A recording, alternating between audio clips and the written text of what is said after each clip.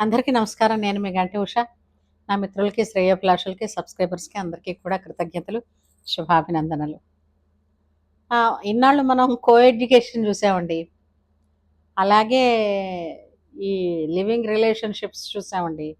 ఇప్పుడట co living hostels వచ్చేసాయట. ఇవి కొన్ని metropolitan సిటీస్‌లో చాలా ఎక్కువగా ఈ తాలూకు వ్యవహారం జరుగుతోంది. కో లివింగ్ అంటే ఏంటంటే ఇప్పుడు హాస్టల్స్‌లో కూడా విమెన్స్ హాస్టల్ అని అదేంటిది మేల్ హాస్టల్ అని ఇలా ఏం లేదు. హాస్టల్స్‌లో కూడా ఈ ఇద్దరు కలిసి ఉండొచ్చు. ఎందుకంటే ఒక ఆడ, మగ కలిసి ఉండడాన్ని తప్పు కాదు అని చెప్పింది సుప్రీంకోర్టు. కొన్ని తెలుసో తెలియకో పెద్ద ధర్మాసనం చేస్తున్నటువంటి ఇలాంటి కొన్ని చిత్ర విచిత్రాలు ఎలా ఉన్నాయనంటే, నువ్వు ఒకందుకు పోసావు, నేను ఒకందుకు తాగానన్నట్టుగా వారు ఎందుకు ఇచ్చారో గాని అది ఉపయోగించుకోవడానికి మాత్రం ఏదైనా ఒకటొచ్చిందంటే దాన్ని కన్‌స్ట్రక్టివ్‌గా కన్నా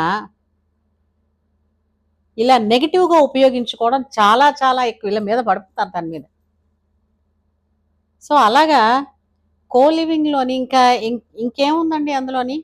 వేరేగా లివ్ ఇన్ రిలేషన్‌షిప్స్ అన్నది మనం ఉంటున్నారు ఈ మధ్యన కాలంలో పిల్లలు దాన్ని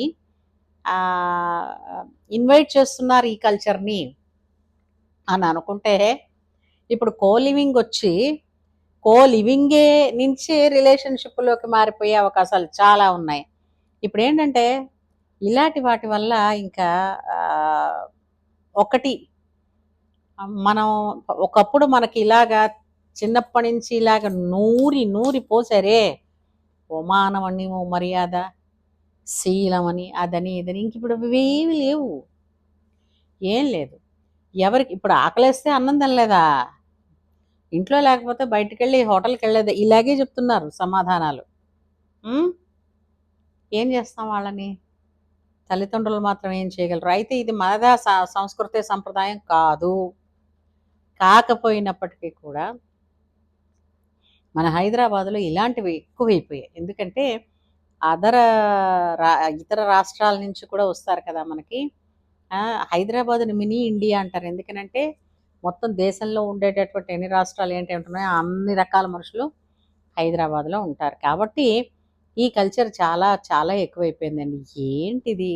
హ్మ్. ఇప్పుడు ఇది నిజంగా పోనీ కొంతవరకే అనుకుందాం. కానీ ఈ రిలేషన్‌షిప్స్‌లోంచి, ఈ లివింగ్‌లోంచి ఎలాంటి యాటిట్యూడ్స్‌కెళ్ళిపోతున్నారు? ఎన్ని హత్యలు జరుగుతున్నాయి? ఈ మధ్య కాలంలో జరుగుతున్న హత్యలన్నీ ఇలాంటివే కదా! సంతకి చీటీ లచ్చికి గాజులన్నట్టుగా ఎక్కడో హాస్టల్‌లో ఉన్న అమ్మాయి సడెన్‌గా ఎక్కడో శవమై తేలుతుంది. లేదంటే ఏదో సూసైడ్ నోట్‌లో కనపడుతుంది. ఏంటిది? హ్మ్. ఇప్పుడు ఈ మధ్యన కొత్త ట్రెండ్ ఒకటి కూడా కదా! లైవ్ చేసేసుకుంటున్నారు వాళ్ళకి వాళ్ళే ఈ సూసైడ్స్. ఏమనుకుంటున్నారో, అసలు ఏం ఆలోచిస్తున్నారో, మనుషుల ఆలోచన అన్న దాన్ని అసలు ఆలోచన అంటారా? హ్మ్. ఏదో ఎటు గాలి వేస్తే అటు ఎగిరిపోయే ఎండుటాకుల్లా ఉన్నారే. సొంతంగా ఆలోచన, సొంతంగా ఒక బుద్ధి, ఒక సంస్కారం లేకుండా పోయాయి. ఎందువల్ల? ఇది మన చదువులో లేదా? లేదా కుటుంబంలో ఉన్న పెంపకంలో లేదా? హ్మ్. ఇదే ముందుకి కొనసాగిందని అనుకోండి, ఇంకా వేరే ఎందుకని ఇలాంటివి ఆలోచించే చెప్పాడు ఒక మహానుభావుడు ఎప్పుడో. డౌన్ ద లైన్ ఇక్కడి నుంచి మరో 10, 15 ఇయర్స్ తర్వాత మ్యారేజెస్ ఉండవు. మ్యారేజెస్ జరిగితే చాలా అబ్బురంగా చెప్పుకొని, ఓహో! వాళ్ళు మ్యారేజ్ చేసుకుంటున్నారట అని చెప్పి వెళ్తాం. ఎందుకంటే ఎప్పుడైతే ఒక బాండింగ్ అన్నది లేదో, ఇంకా వాళ్ళ మధ్య ఏంటవుతుంది? కలిసున్నన్నాళ్ళు కలిసున్నారు. ఈ రూమ్ నచ్చలేదు. లేదా వీడు ఖాళీ చేసేయమన్నాడు. ఈ రూమ్ నుంచి మరో ఇంటికెళ్ళిపోలే. ఇలాగే తయారైంది. అంటే దీనికి, దానికి ఒకటేనా అంటే ఏం చేయమన్నారు? మన సంస్కృతిని ఇంటి దగ్గర ఇప్పుడు హిందువులు ప్రతి చోట అవమానించబడుతున్నారు, ఇబ్బందులు పడుతున్నారు.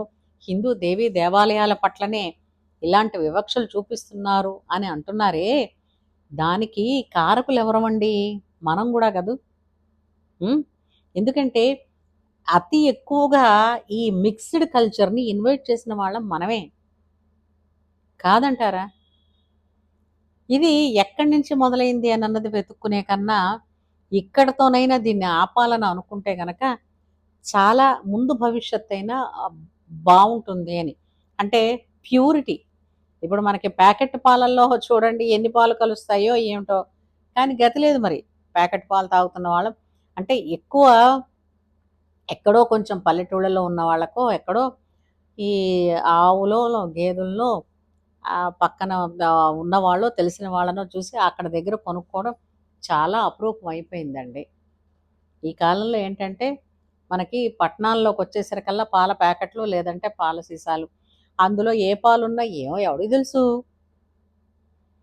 అలాగే రేపొద్దున్న రాబోయే భారత భవిష్యత్తయినటువంటి ఈ కొత్త తరం ఎలా ఉంటుంది? అంటే సంకర జాతి. సంకర జాతిలో నేను మంచి జరిగితే ఎవ్వరు ఏమీ అనుకోరండి. కానీ ఈ విపరీతపు బుద్ధులు ఎందుకొస్తున్నాయి? ఈ విపరీతమైనటువంటి ఆలోచనలు ఎందుకొస్తున్నాయి? ఏదైనా ఒక ట్రెండ్ వచ్చిందో రాలేదో భయం. అంతే.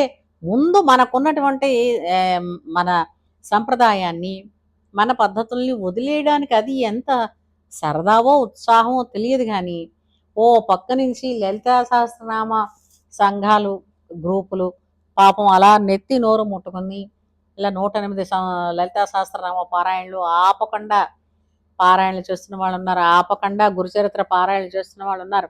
ఆపకుండా దా మన భగవద్గీత పారాయణ చేస్తున్న వాళ్ళున్నారు. రామాయణం పారాయణ చేస్తున్న వాళ్ళున్నారు. ఇంతమంది ఇలా ఉంటున్నప్పటికీ కూడా ఇలాగా మాకసలు ఏమీ తెలీదు. ఏం తెలీదా? ఏదో పండగ రోజున దీపం వెలిగిస్తాంలే అన్న దానిలో ఉంటున్న వాళ్ళు ముందు ఏదైనా మార్పొచ్చింది అనంటే దేనిలో వస్తోంది? మన నడతలోను, మనం కట్టుకునే బట్టల్లోను. ఇంతేనా? ఈ లివింగ్ అన్నది చాలా చాలా ఇప్పుడు ఆ నిర్వాహకులే మరి వాళ్ళ మీద ఎవరు చర్యలు తీసుకోవటం లేదేమో తెలియదు కానీ ఏదైనా చెప్తున్నారు. ఒక రోజుకి కూడా ఇస్తారట ఆ హాస్టల్స్ అనేది.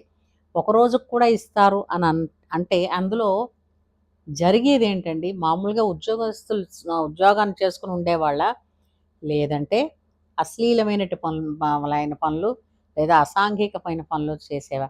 మొదట చిన్నది అన్నది మనం ఎలవ్ చేస్తే రేపొద్దున్న అక్కడ ఏదన్నా గొడవ జరిగినా లేదా ఎవరి ప్రాణాన్ని తీసినా దానికి బాధ్యులెవరండి? ఈ కొత్త కల్చర్ ఏదైతే ఉందో దీన్ని ఖచ్చితంగా ఆపాలండి. ఆపకపోతే మిగిలిన ప్రమాదం ఎలా ఉండనండి. మనుషుల ప్రాణాలకి ప్రమాదం వస్తోంది. లేదంటే తెలిసి తెలియకుండానే మనం ఆ కొత్త నేరస్తులకి అవకాశం ఇచ్చిన వాళ్ళం అవుతాం. లేదా కొత్త నేరాలకి అవకాశం ఇచ్చే వాళ్ళం అవుతాం. ఇది సబబు కాదు, కరెక్టు కాదు. ఏమంటారు? నలుగురు కలిసి పదుగురాడు మాట పాడియై ధరచెల్లు ఒక్కడాడు మాట ఒప్పదెందు అని మనకి పద్యంలో ఉంది. అలాగే 10 మంది కలిసి ఇలా ఉండకూడదు అనంటే మార్పు వస్తుందండి. మార్పు ముందు మన నుంచే మొదలు పెడదాం. ఏమంటారు? జై శ్రీరామ్.